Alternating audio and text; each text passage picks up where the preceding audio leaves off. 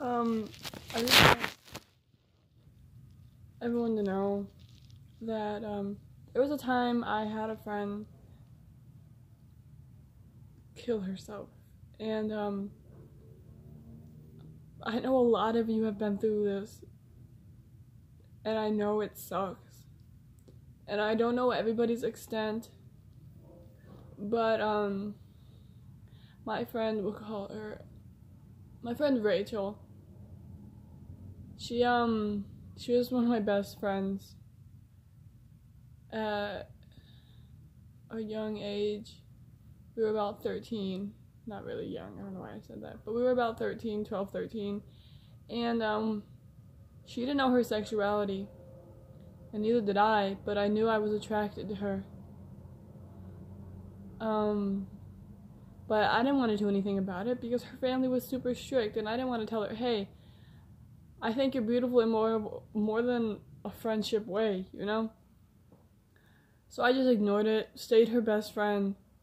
Then we got along, and we got so close, and she was the one I would run to when I had any problem. My friend Rachel was a kind soul. She would never do anything to hurt anyone. Not even herself. Like, she was... She protected herself, like, riding a bike. She wore a helmet, she wore knee pads. She didn't care. She wanted to stay safe, and she wanted me to stay safe. She supplied me with a helmet every time, even though I hated helmet hair. But my friend Rachel, she wasn't only a kind soul, and she didn't just care about everybody, but she was pretty secretive.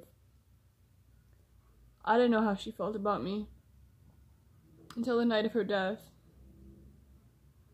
I kissed her that day. I didn't know what I was doing. I kissed her, and then I ran. And I ignored every phone call. She tried to call me. She tried to come to my house. I ignored her. And here to find out, she came out to her parents. She was in love with me too. She came out to her parents, and they smacked her and kicked her out of the house for loving the same gender. So I guess she called me. She left me so many voicemails about staying in my house for the night. How she was still in love. She was in love with me, and she didn't know what to do about it. But she came out to her parents because she needed advice, and I wasn't there. So my friend Rachel that night, she went to the bridge that we always hung out by.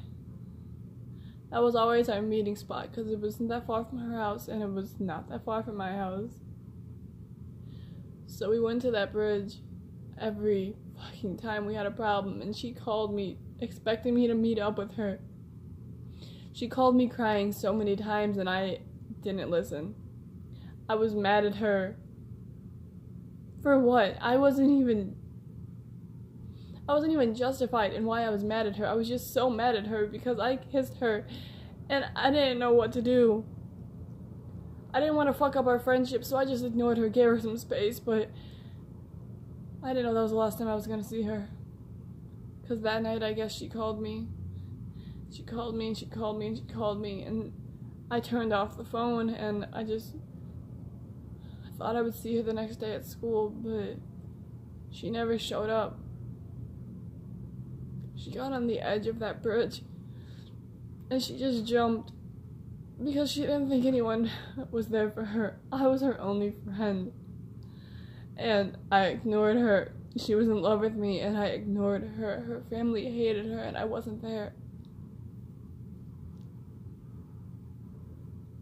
I beat myself up every day because so many years have passed, and, you know, things could have been so different.